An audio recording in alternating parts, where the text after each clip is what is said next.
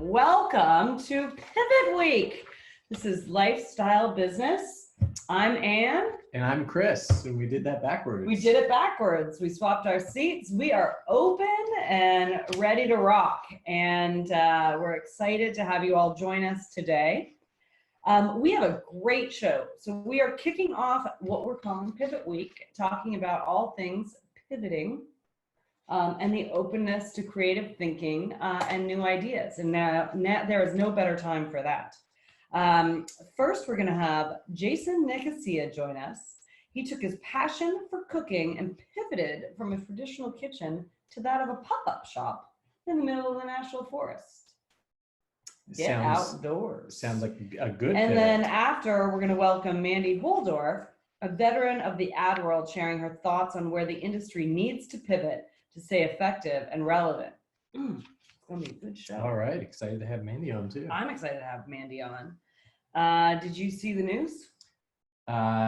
Just from about 30 minutes ago, right? Big announcement. Big announcement. It's happening. The Twitter has just announced that they are going to let all employees work from home permanently. Forever. That's a big move. You should never, by the way, say forever, because you don't know if it will be forever. But I mean, it sounds like they would like that to happen. For the foreseeable future. For the foreseeable future. I mean, I think they're saying it's a permanent change, but I remember back in the days, they'd be like, oh, we'll always be free. And then they're like, even as we run out of money. Who said that? Us? Ning did. Oh. Ning was like, we'll always be free. And we were like, no, but we still have to pay the bill. I mean, this is a big deal. And this is sort of what we've been predicting in terms of the future work, right? It's going to be more distributed. Twitter's already gone there. I expect other Bay Area companies to do that. There's already been this sort of exodus, or perceived exodus from the Bay Area of people wanting to move to places with a lower cost of living or, different qualities of life. And now you can move and take your job with you. That's right. I mean, first of all, for cities, I think it opens up a huge opportunity to attract great talent that is not sort of relegated to having to work at the office that they're in. But for companies, and I think companies in the Bay Area obviously have very high salaries because their folks have to live in the Bay Area. Yep. If you were a company, that openness to remote work has always been very valuable because you'd be able to have people who want to work anywhere. And so where it used to be like, well, all the talent goes to the West Coast or all the talent goes to New York, in a world of lifestyle cities, the talent might be everywhere. Yep. That's a huge. And where you live is not a limiting factor to who you can work for. That's right. Right. That's right. So all of a sudden I can choose where I want to live. And I can, in fact, we have a friend here in this co-working space who doesn't foresee that she's going back to one of the biggies because she's got teams all over the world. So she's working remotely with them anyway. Yep. So it's kind of cool. Yeah. Rise of the lifestyle city. You More heard it here first. More to come. All right. But let's just talk a little bit about summer. Ooh, I'm ready for summer, even though it's been raining here the last couple of days. It's May 2-4 in Canada coming up this weekend, the precursor to Memorial Day weekend. Canada always loves to get in there a little early. We're in there early on May 2-4. We're in there early on Canada Day, which is our 4th of July. We're in there early on Thanksgiving. Really, the only thing we guys agree on is Christmas. Yeah. Yeah. But we get Boxing Day, so we also stay a little later. All right, well, back to summer. Sorry, back to summer. Because May 2-4 and Memorial Day are the kickoff to all things summer. Yeah. So predictions for summer? Well, I think everybody is totally sick of sheltering home, although it's important. And hopefully everybody's been sheltering at home and wearing masks and whatnot, but people want to get outside. Get outside. Get outside, Yeah, exactly. So we're excited that Jason's joining us today. Jason's going to talk a little bit about that. But it's also the safest way for you to not be sheltering in place, right? It's to, if you're going to be out and about and amongst, probably outside is better than, I don't know, a dark, crowded club with people on the dance floor sweating it out. When's the last time? I know, but anyway, I'm trying. The likelihood is that we're probably going to be going through this again next fall. Yeah, right? Or some form of it. So hopefully, I mean, I know we've been thinking about like, what are we able to do this summer? What are people able to do outside? And Jason's going to come on and talk a little bit about that. But now, as cities are beginning to ease up, there might be some creative uses of being outside. That's right. And one of the things we've got, so Ann Rogan was on last week. I don't know if you guys remember Ann Rogan from the city of Stockton. The other Ann, younger, cuter, smarter Ann. She was on and she was talking about the Lithuania project, where they were sort of opening up public spaces and making them more accessible during this time of when we start to return from the pandemic state of shelter in place, or we loosen it up. And I feel like we all got to loosen it up a little bit, maybe. Anyway, here in Healdsburg, we were just, we've been speculating and talking, but there's some rumors afoot that maybe the driving area around the square, which we have like a little town square here, they're going to close off to traffic and then make that an open air kind of cafe. And that would be an amazing thing, because Healdsburg obviously depends on, it's a, our tourism. That's the word. The industry. And so what a great, cool thing to do to attract tourists, but attract them in a way that's sort of still sustainable and not harmful to the broader community, right? So the idea, like, you could have social distancing in place, everyone's outside, you can make the places like actually limit the amount of space, so it's not like you can like grab 85 chairs and you're all like, just make everything like Oktoberfest, right? Although that's like a socially distanced Oktoberfest. But that's another way to help restaurants. And, as restaurants are coming back online, I know a lot of restaurants are like, how do I make it when I have to limit my capacity to 30% of my, what the normal capacity would be. So, Yeah. And a lot of cities, have very strict ordinances around being able to drink outside or being able to have sidewalk cafes. And it's always like limited to the actual cafe that's bought that particular real estate. And I think what would be really cool about this is like creating public spaces that allow for a little bit more flexibility of usage, because the thing we're trying to solve for is health and safety. We're not trying to solve for taxes or controls or any of those pieces. We're literally trying to say, like, how do we help our population get out into the air and do that in a safe way that is not harmful to ourselves or our community? And so in the spirit of Pivot Week, all bets are off. So whereas control used to drive it, now we're like, well, maybe we should try it differently. Maybe we should think differently about how we use that public space. Pivot. Maybe we should pivot. Let's talk about pivot. So the week we are talking all about pivots, but in general, we've been talking about pivots for a long time. I think in business, pivot has always been a dirty word. Well, or a word that means whatever you were doing before didn't work. Right? Startups pivot when things aren't working. And now this is not, things may not be working and you may need to do something differently, but that's because the ground just shifted under everyone's feet, right? Right. And I think that's, so oftentimes the pivot is the Hail Mary pass. And you're like, I hope this works. I've got 3 months of cash left. But to your point, the reason why people can't pivot is because oftentimes people take it personally.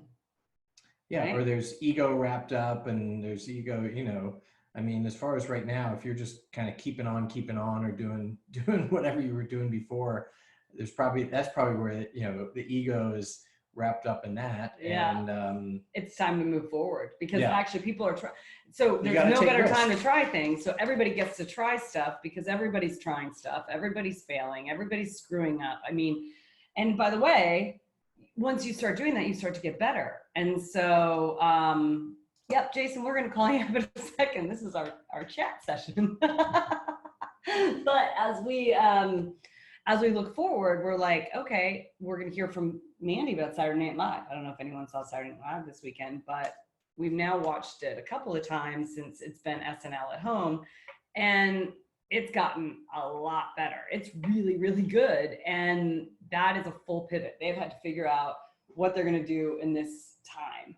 Yeah. When they're really used to doing full production. So that's what Mandi's going to talk about. But I think the idea is that it's often hard to make big change, like the idea of all employees can work from home, because people are either A, stuck in their ways, B, see the challenges and risks of those changes, or as you said, C, personally feel like it's a problem.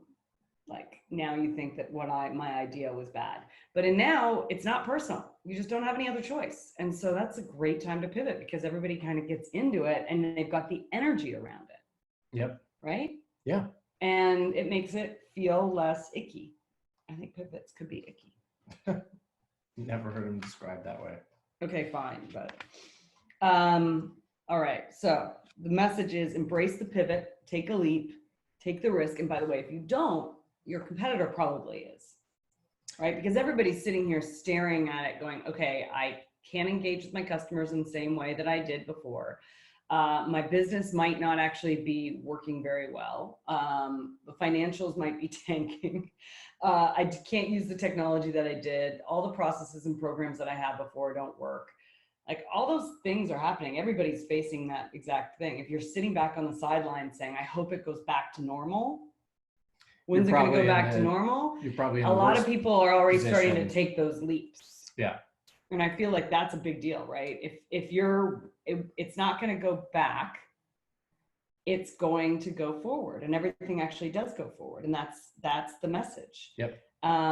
Which is we always go forward and things evolve. And that's what's really important about it. Yep. And I think that just makes it easier. And one of the things that we always say is that you're going to have to lead and we're going to have to start becoming great innovators.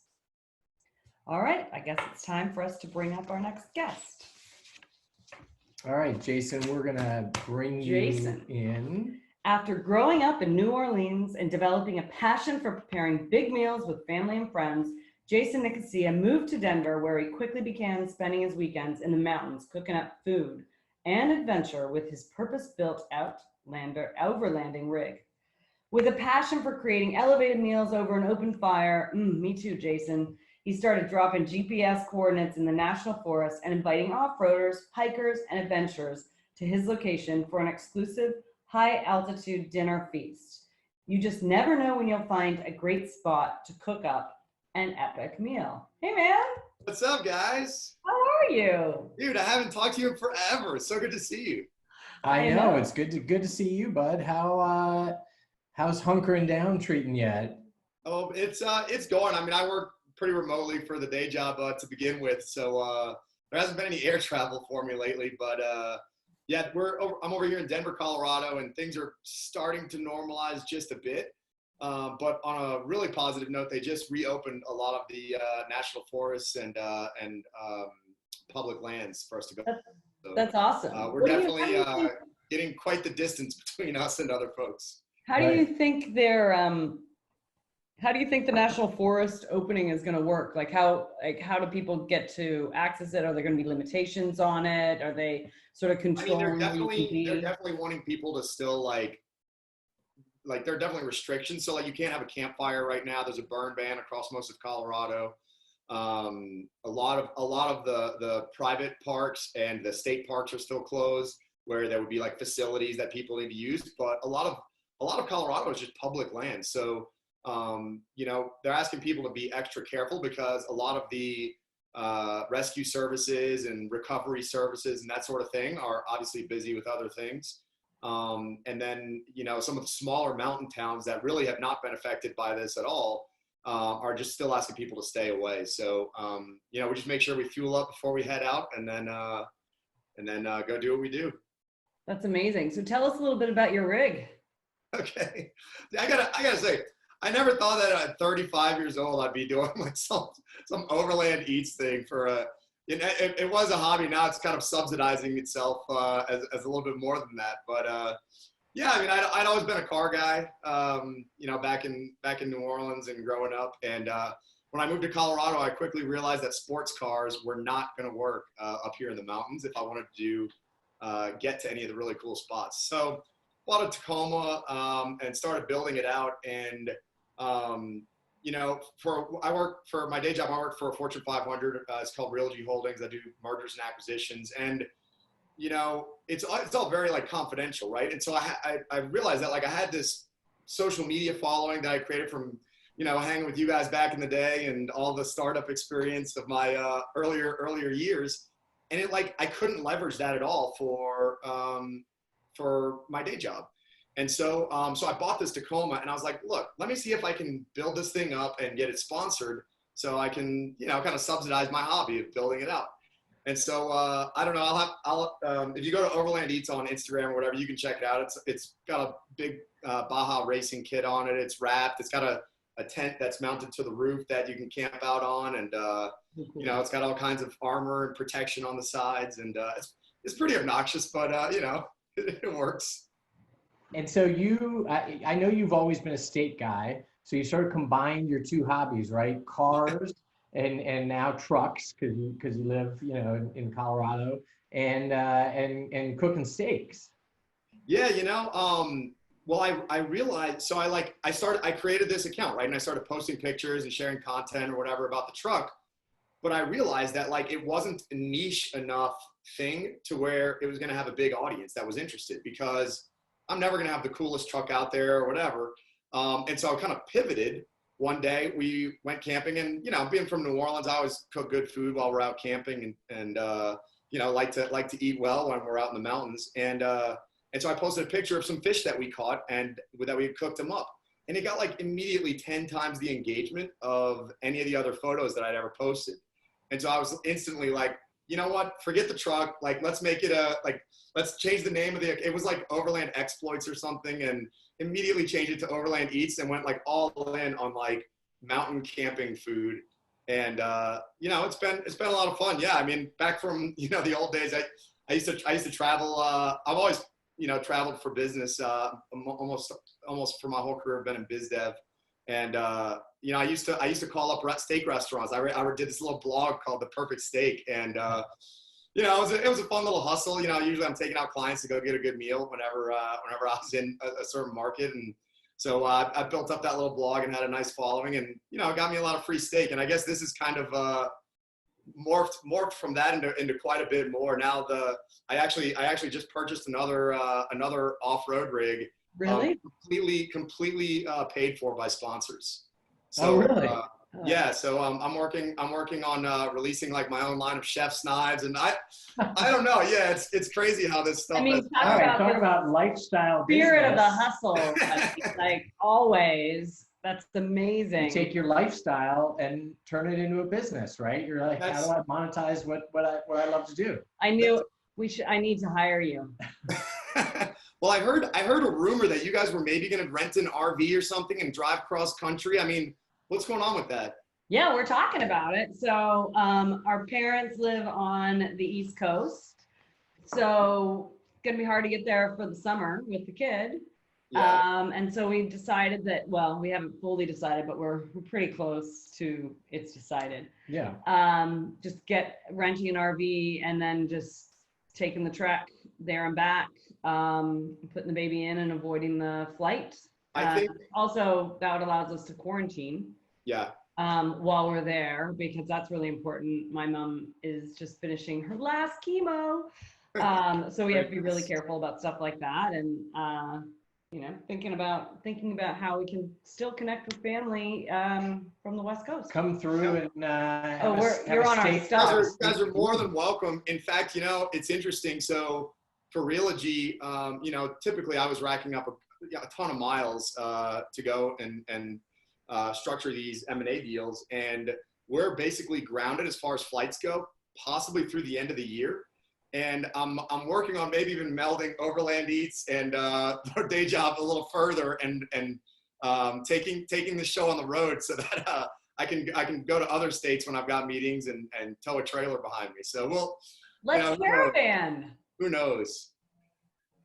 Yeah, summer camping tour. Come out west. That's amazing. So, real quick, can you get us a sponsor for our cross country tour?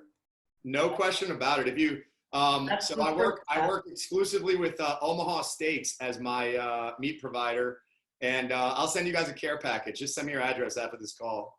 That's amazing. Right. And then two, on the elevated eats. So I'm intrigued. I know it started as steak, but now it's kind of like thinking about, you know, what can you create on a campfire? What's the best sort of meal experience you've created? Sure. Well, you know, so everything I, you know, do for my day job is all like biz dev related, right? And I've always been interested in like affiliate marketing and, you know, growing a web presence or a web following. And, you know, when I told you I pivoted from just the truck stuff to trucks and food, I realized that like the more niche that I got with what I was doing, the more the page seemed to, the brand seemed to grow. And so rather than just cooking like traditional camping food over a campfire, I'm like looking at, like the other day I did trout amandine from like Mr. B's recipe in New Orleans, and, you know, cook that over a campfire. And so, you know, I think a lot of what has helped the brand to grow is like doing aspirational stuff, right? So like going out and creating experiences for other people that like they then want to go and do on their own. And that's kind of how the dinner invites started as well. So I always thought Brian, with you know, he did Dinner Lab back in the day. Yeah. If you haven't read the story of Dinner Lab, you should ask Chris, or I'm sure you can look up what the business model was. But basically they hosted these like killer pop-up dinners in baller locations all around New Orleans. And I think there were in other cities as well. Yeah. But you know, I always thought that was such a cool concept. And so one day last year, I just dropped a pin in the middle of the National Forest, and I said, look, first 20 people, I have a pot of Creole gumbo. First 20 people are gonna have a great dinner. I got a couple bottles of wine. Come find me. Really? And we had 10 trucks, 3 hikers, and some boondocker showed up just from finding the coordinates on social media. And it created like this incredible like one-off experience that was super cool. And yeah, we've done it a bunch of times since, and now we have sponsors for it and stuff. So it's a lot of fun.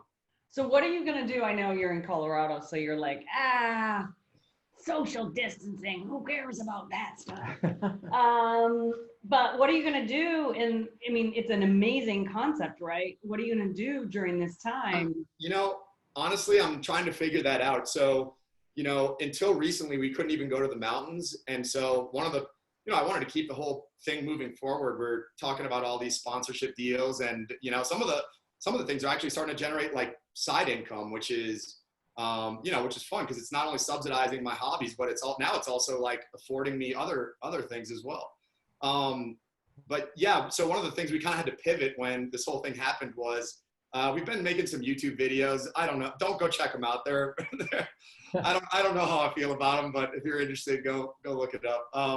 But we started doing backyard edition Overland Eats, and so basically taking all the camping gear out, unpacking it in the backyard, and then cooking the same meals we would up in the mountains, so that we were still able to create content and kind of share the experience with people. So we did, because otherwise, I mean, you know, it's like you can't do anything. You know, the whole brand is worthless without being able to share content. So that was a way that we kind of had to pivot it in the near term. But yeah, I don't know. We're gonna have to come up with a new set of rules about how people are gonna be served if we do another one of those invites. I know, it's crazy. Yeah, it's definitely strange times for sure. But I do think, what do you think about the trend that Chris is predicting, which is that sort of trend towards getting outdoors and exploring America this summer? I think if you work remotely, there's no excuse, right? I love what you guys were saying in the opening chat about, you know, more and more people working remotely.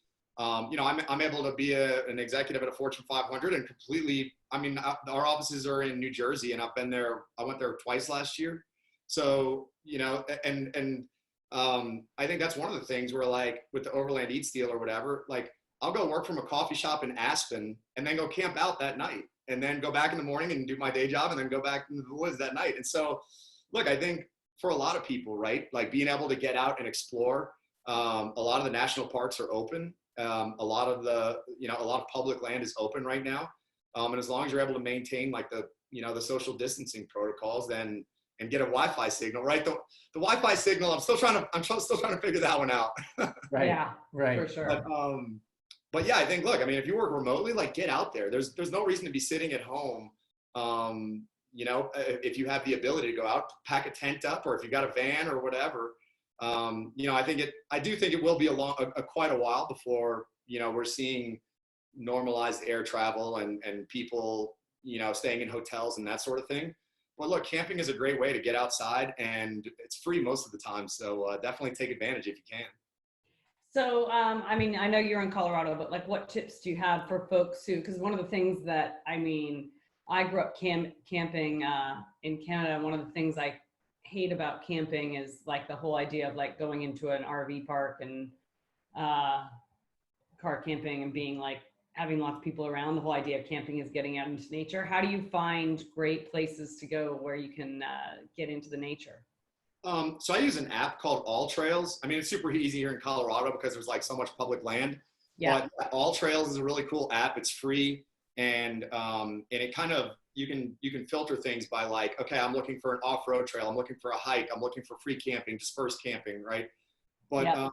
But you'd be surprised. I mean, even I don't think I ever went camping once when I lived in Louisiana. Like maybe when I was a little kid, Mm-hmm. but almost never. And then I came home for the holidays this past year, and just doing a little bit of research, even in Louisiana, where you think it's all swampland, there's tons of public land that you can go camp on, and it's totally free. So you just have to dig around a little bit, but I'm sure most states you can find some pretty epic spots. That's Cool. great. Yeah. And, I mean, Jason, I think one of the things that we've felt about living up here and, camping and being outdoors is just how restorative it is, right? We're sort of all dealing with this anxiety and stress and, day to day normally, whether you're in, sort of an office or whatnot, getting outside, but there's a mental health aspect to it too, right? Getting out and sort of communing with nature, right? There's no question. I think both, appreciating and enjoying nature, but also, when you do go with other people, right? Whether it's your family or your friends, it sort of forces a level of intimacy, right? Where you're all sitting around the same campfire to stay warm. You're sleeping in close quarters. There's not all these other distractions of people's, social media blowing up or getting phone. I mean, most of the time, you can't even get a cell signal. So I think there's definitely like something special about that. And that's been really cool to share with like a lot of my friends from all over the country, that they'll fly in and I'll take them out to some amazing waterfall on the edge of a cliff. And, it's like, there's just something really special about being able to share that experience. And I think that's what's made the Overland Eats thing so fun is, sharing the experience with other people who like, look, maybe they can't get out and do that stuff. I feel for a lot of my pals who are up in New York right now, stuck in the city, and like they're having a very different experience of this pandemic than, folks in other parts of the country. And I think that's important to remember, right? Like, I mean, a lot of us that work digitally now and work remotely, like we need to make sure that we can appreciate other folks' situation because it's not the same across the country.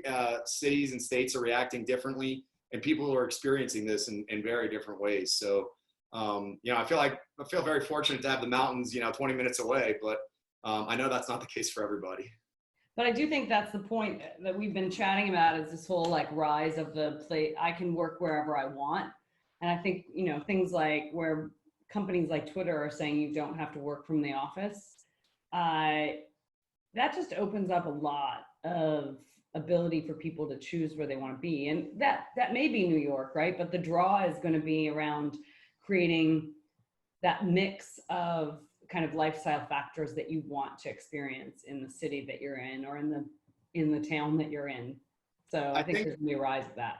I agree. I think this has definitely been a wake-up call for a lot of corporations to be like, why are we paying for all this office space? You know, why are we paying like I can, you know, have my employees go work at a co-working space or in their own towns and be able to be just as efficient, if not more efficient, in their role. And, you know, it's funny, like a lot of people are kind of having to adapt to this new way of working. But for a lot of us, this is like, it's the status quo, and it has been for years, right? Yeah. The acceleration on like the sort of more traditional thinking, right? I would definitely say this, right? If you're a job seeker and you're going into an interview, I would highly recommend you leverage, you know, that narrative to have some work from home time if that company's not already, you know, having that as part of the gig.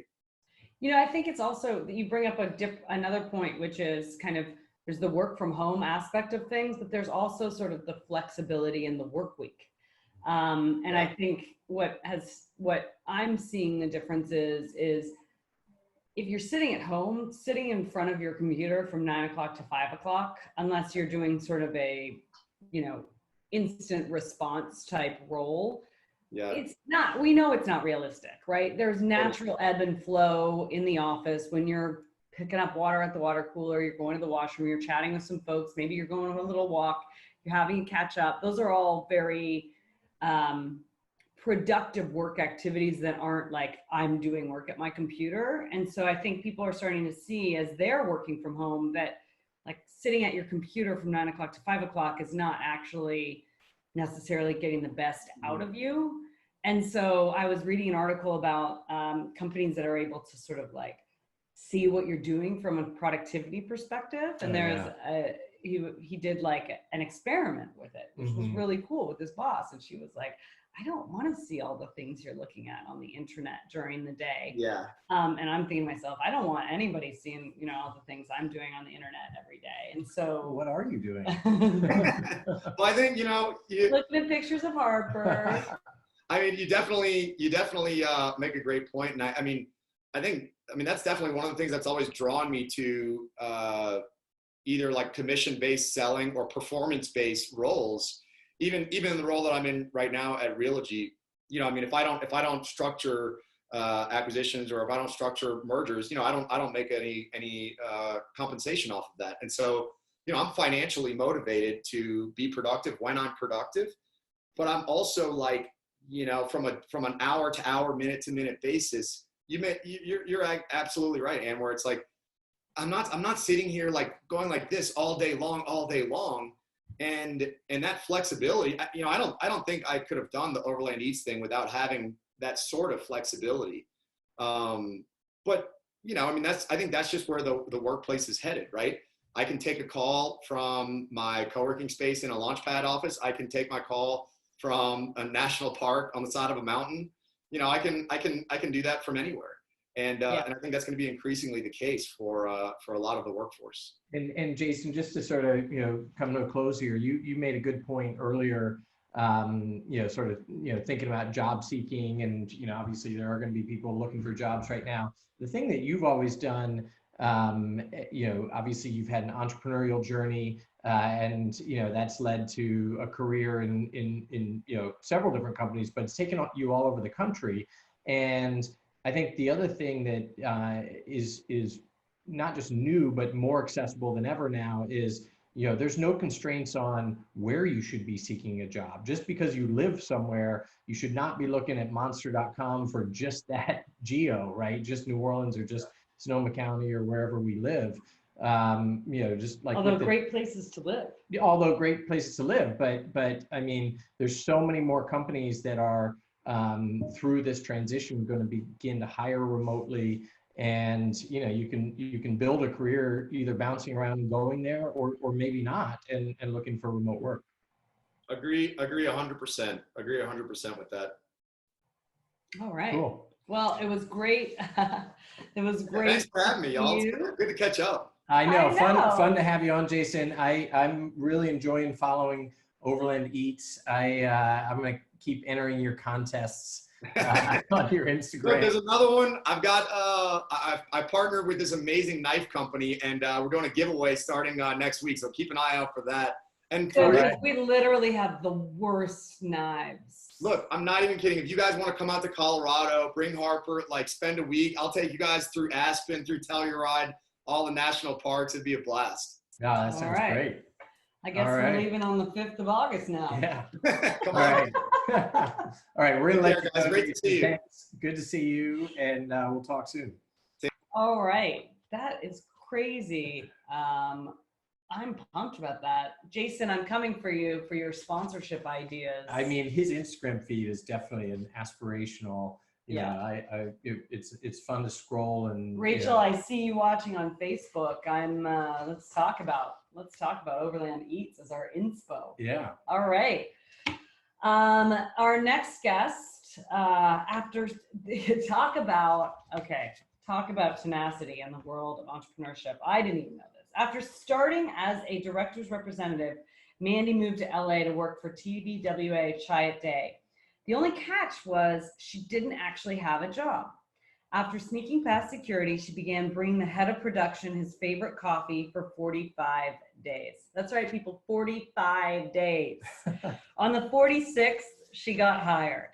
Now a veteran of the ad industry, Mandi is currently the director of integrated production at 215 McCann, where her attitude on production is fairly simple. Nothing is impossible, everything will be great, and there's always a ship date. And of course, everyone loves a good coffee. Did you know that story? I did not know that story. Hi, Mandi. Hi, guys. How's it going? That was just great. Yeah, you didn't know that story. I didn't tell you that because it makes me sound like a psychopath. But I was like 25 and I was going through like a pink stage. There's always a fine line between psychopath and tenacious. Yeah, I used to go through because the guy that I was stalking was Richard O'Neill, who did the 1984 Apple ad with Ridley Scott, and he was sort of the like godfather of agency production, and so I needed to work for him. And I would go through the back security door because you couldn't go through the front because Apple, was so crazy with security. So yeah, it was very psycho. Paid off. But effective. Effective. Couldn't do it now. Too old. All right. Well, welcome to Pivot Week. Wait 1 second. Ariel, are we good? Is Mandi good on sound? Okay, great. Sorry. Can you hear me? Yes. My producers, my Gelman's just telling me, checking in on sound. I haven't figured out my best lighting in this. Oh, this light. Well, what do you think about ours? I don't have a key this week. Do you have a key light in front of you? Do you have new framing? I just walk around with one. I'm just like, oh, hey guys. Hey, what's up? I know, it's nice.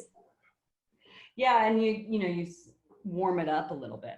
So Mandi, tell us, let's jump in. Before you joined, we chatted a little bit about kind of this whole idea of pivoting in the world and sort of like, pros. You're not pivoting because you've run out of money, which is often the case, but you're actually pivoting because you can't do what you used to be able to do. And we were talking about SNL and how they've kind of shifted their model into like SNL at home, but it keeps getting better every week.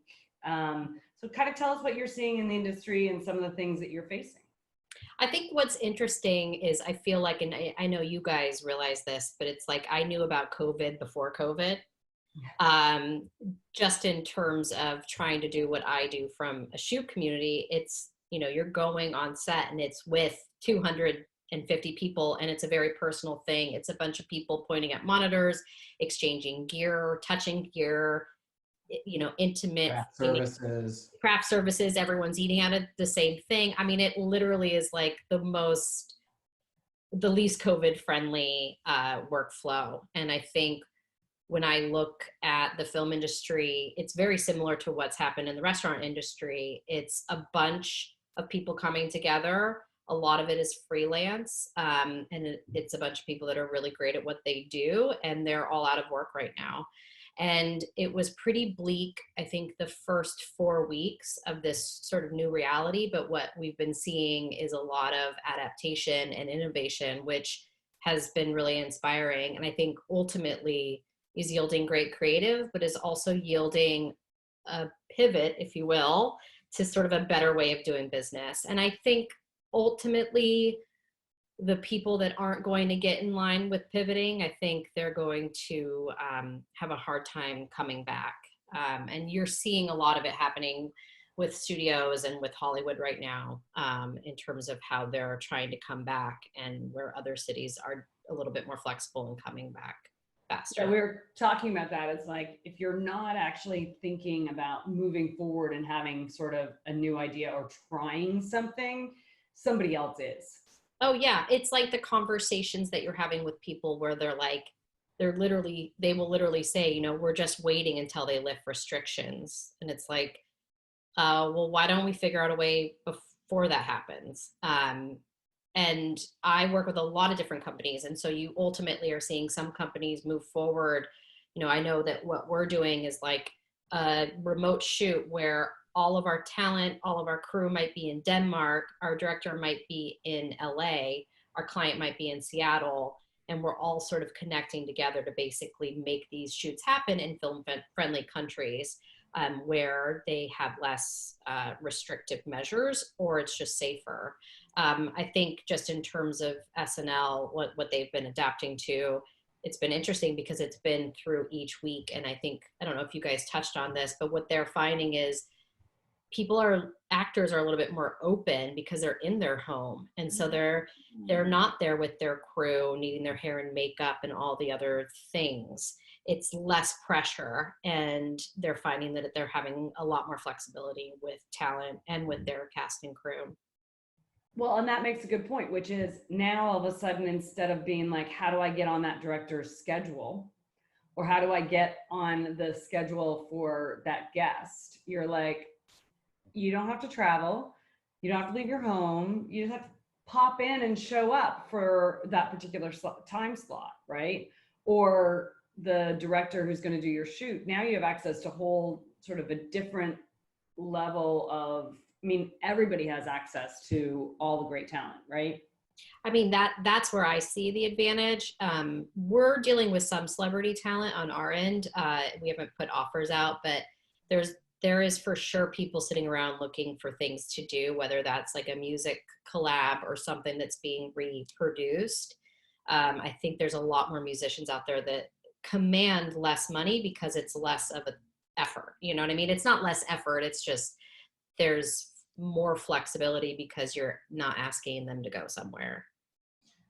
So Mandi, give us a little sort of insider, technical insight about how these things are being done, whether it's Saturday Night Live or others. There's a lot of lifestyle sort business. of formats that look like a Zoom format, where there's sort of a split screen because the actors aren't in the same place. There was the Budweiser brought back the "What's Up" commercial with the DJ D Nice. Yeah. And so what are they using? Are they actually filming it? Is it being filmed live, or is it sort of, how are they doing that? Well, so it's different. So like, some stuff is a remote rig. I think that here's the challenge is that the remote stuff is all locked off. And so unfortunately, that doesn't provide a lot of production value. They all look like Zoom calls, or they all look like solid framing. So they'll bring a remote rig in, they will put a key light on it a lot of times where it's just, good for that one setup. And that's how a lot of that work is done. The Budweiser stuff was actually interesting because they did it with a bunch of actors, not celebs. And they presented it to client, and client liked it so much that they basically went back and they did it with all celebrity talent. And that celebrity talent they were shooting that remote with high res, like super high res cameras, but they had to grade the footage down to essentially make it look like it was more UGC, like user generated. And then the actors each were on, I think they used Twitch for this, so they could talk to each other, because Twitch has do you guys know what Twitch is? Mm-hmm. Yeah, so that is, some people don't. So it has like live like channel switching capabilities. So it's almost like a TV show. So the actors all were acting together. It wasn't canned content edited together. Ultimately, that's what the outcome was. But they worked together they vibed off each other, So which, the interaction is real. It would be as yeah, if we were having this Zoom call right now, but we were being filmed yeah. in a high definition way. Yeah. So that's like one way of looking at it. And I think ultimately that's going to then evolve to something else. But the next thing, or not the next thing, I think in tandem, right when COVID happened, it was a lot of like UGC stuff, user generated, people talking about being at home. One of the things that I found pretty compelling, there was an Uber ad, there was also a Facebook ad where they commissioned, instead of doing stock footage, they commissioned DPs and they said, okay, we're going to pay you $3,500 or $5,000, and we're going to have you go shoot this brief.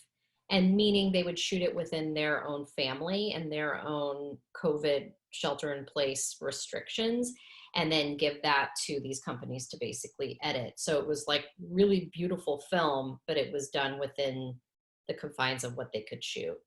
So that's been also interesting. And now the next stage is trying to figure out how, at least in the United States or globally, to shoot with these new protocols. So whereas I used to be like, okay, a 4-day shoot, and I'm talking about a 60-second ad, but now it's an 8-day shoot because everything has to be done in pods. So like, I see Ariel, like hair and makeup, that's a really good, question. A lot of actors currently are being asked to do their own hair and makeup, but I do think it's in pods, it's in stages. And so the hair and makeup and the actors will be in one pod, and that might be 30 people. This is all dependent upon what Newsom essentially, Did you hear that LA has been extended 3 months, shelter in place? I haven't heard that, but I'm not shocked by that. I keep telling everybody, because I have clients that ask like, why can't we shoot in LA? And I think that part of it is you have a bunch of studios and a bunch of people that want to shoot right now. And then you also have the unions for actors and also crew that are also needing to obviously feel safe. And so there's a lot of well, and their role is to protect them, right? Their role is to actually protect the actors and the crew against the studio, whose financial interest is sometimes misaligned with crew interest or crew protection. I do think, and maybe I'm being naive, I think everyone wants to get back to work. And so I don't think there's one person that has that formula.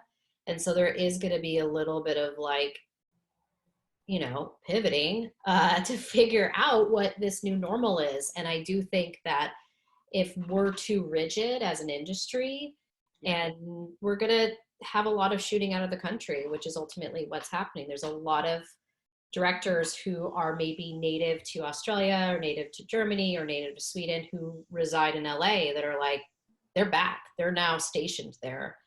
They did a shoot in Buenos Aires because, that's where you could shoot. And so you have these people leaving the United States. That raises an interesting thought.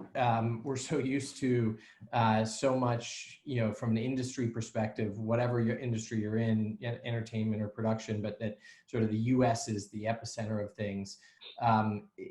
There's sort of this potential sentiment that, well, the US is actually the epicenter of COVID, and so it's less safe. So we actually don't want the crew from the US flying over. We want you to hire local talent. It's, other countries and locations can open up sooner than we can. I mean, are you finding that in some of the work that you're doing? Yeah, I mean, I'm like bidding right now in LA for a July timeline, but I'm like, we can't rely on that. Like, I have a director I'm bidding in Australia because I know that in Australia, they're in stage 2 of that sort of like film structure. And ultimately by July, they'll be in even a better position in theory. This is obviously all risk. We can't get insurance anymore or be covered essentially for COVID shutting down big giant productions. So there is inherent risk, but yeah, it's like, I'm like, okay, director, you either have to like find a really good second AD, you have to remote direct. Like that's how we have to work it, because Everybody has to get really flexible. yeah. I mean, I think that's the reality is that the US, people are seeing the US as not handling things well in every aspect, not in film, I'm just saying in general. And so we're seeing like that, a little bit of that backlash. I have a question for you. I don't know if you know the answer. Ariel's also asking about Tyler Perry. He's opening his compound to shoot. So it seems like we're going to have a rash of Medea films coming up. But I was watching some TV recently. I know, happened. And I was thinking to myself, I'm like, all the shows that are on right now were in the can like months ago. Nobody's shooting any new shows. So what does that mean for, upcoming TV seasons? I mean, I would imagine, I don't have an answer to this, but I would imagine there's a whole archive of like shows that they could potentially put forth that were on pilot and didn't make it. You think about pilot season. I also know we have two good friends that are actors, and they have told me that like the fastest shooting is ultimately those sitcom type style shoots. I guess I've never been on a live taping. I don't know if you guys have like a Full House. Someday. Just Remy. But yeah, so it's really just like a 30-person. You call this? Yeah. Yeah. This is a TV. You're on TV. I'm literally on a sitcom. Literally, it's called Launchpad TV. So yeah, you're in it. But that's like a 30-person crew. So I've also heard, and it's interesting, I wonder if Tyler Perry is doing this with his compound. It's like they're basically quarantining together as a crew. Yeah, he's making them live on the exactly. Compound. Yeah, and like that's how you get it done, I guess. I mean, and I know like even with these overseas shoots, and it's so country dependent, because what country is going to let a US person into their closed border, unless they are part of that country or they open up. Because right now I don't believe I think that's our biggest challenge, is basically getting US based crew across to film friendly countries. Like they're not letting them in. It's not an option, and it's not deemed essential for obvious reasons. But really, commercials aren't essential? Well, they are to my life. And I mean, I do work in video games, so a lot of my stuff can rely in sort of a computer generated world. I did talk to a friend of mine who's essentially like trying to do, his client brief is humanity. Like it's a bigger brief, but ultimately it relies in humans. And so they're doing a big study around CG humans and what that might be in a full CG environment. So deep fakes. Yeah, it's pretty wild. There's have you guys ever watched Mr. Robot or Death, Love and Robots, that show?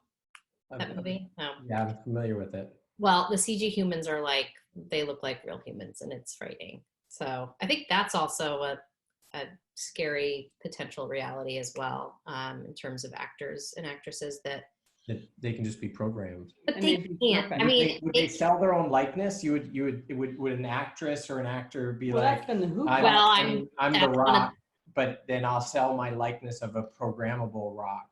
Yep, I'm doing that. Is one of my current requests for a potential celebrity.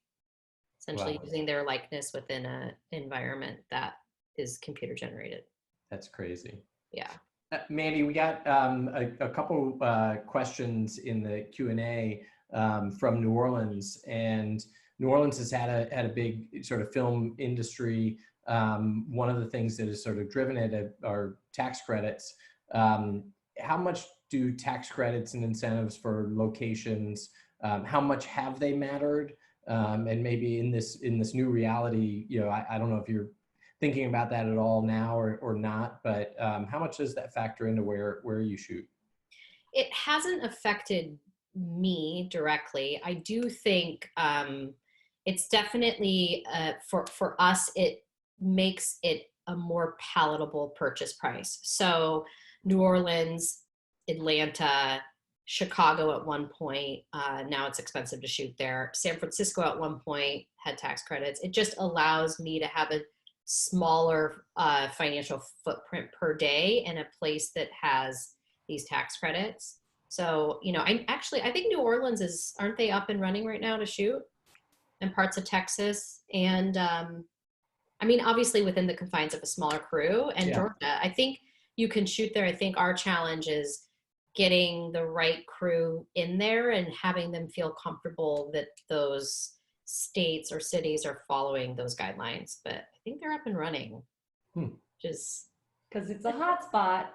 I know, but like, I mean, Georgia's it is doing very well. It is managing very well. But yeah, so it does play in. I think it plays more into TV shows. Again, like going back to our friends that are actors, they do a lot of work in Georgia and New Orleans, at least in Canada, which is not a state. Oh, could be. It's America's hat. Yes. That's a good one. Oh, it never gets old. No, that's good. I might have to use that. All right. All right, Mandi. Thank you so much. Yeah, thanks, guys. So fun to have you. So fun to see you. I like the artwork in the background. See how Mandi did her shot. I think one of the things Mandi's been giving us some tips and coaching on is some access to her toolkit. So Chris has been working on building out a toolkit for how you can look good on Zoom and how you can think about production, even if you're just joining a meeting. Well, you guys look great. All thanks to you, man. I showered for you today, so that's good. All right, that's a start. It's a start. Yeah. Step one, shower. Sure. All right, Mandi, we're gonna let you go. It's good Thanks, to see you. guys. Bye, Mandi. Bye. All right. Oh man. Okay. Great show. I'm A, hungry, and B, feel like we just got sprinkled with a little bit of star power. I know, although I don't know, all show I've been sort of feeling awkward about this pivot. You don't I feel like this new spot? I'm going to go back and check the tape. Yeah. Ariel, what do you think is my better side? This one or the other? I don't know. The other. Oh, good. Okay. All right, so she agrees. I noticed though when we got here and our body we sat language down, is a little bit. yeah, it's a little more leaning comfortable. out It's also, leaning but in. somehow I still managed to be, when I sat down at the chair was over here, and I was like, do you think you can give me a little space? All right, so that's okay. We'll come back to our, the point of pivoting and trying things is experimentation. They It don't doesn't always always work. work. Yeah. It's okay. Pivot does take practice, All right, but well, also, you got to know when to fold them, Scott. Okay, we are going to have a great show on Thursday. Coming up, we've got Alex Fleischbart of Opportunity, Alabama. He is one of the pioneers in driving forth the impact that the Opportunity Zone movement had. He had to do a quick pivot when COVID-19 came because he had the understanding of what was actually happening on the ground. And he had organized and done all the work that he was doing in his economic development role. But now they needed help, not just in opportunity zones, but actually in their COVID-19 response. So we're going to hear a little bit about that. And we're also going to hear from Miha Baldwin, who is a longtime startup vet and one of the true helpers. Look for the helpers. That's right. Now with Grasshopper Bank. He's going to talk a little bit about, I know you guys have been missing it, PPP loans and how banking is changing for startups. And I think, talk about a world of needing a pivot, the world of banking. So we're going to see a lot more of that. Yeah, excited to have Miha on Thursday. It's going to be a good Thursday. Both of them are high energy and they're both helpers. They really are. Yeah. Always look for the helpers or be one yourself. So with that. All right. Well, thanks to everyone for joining us. Thanks to our guests, Jason Nicosia and Mandi Holdorf. Really, really fun show today. As always, we appreciate you tuning in and hope you find this helpful and inspirational and maybe even a little bit fun. Right? All right. We'll see everybody on Thursday. Fun when I'm here. We'll see you on Thursday. So long, folks.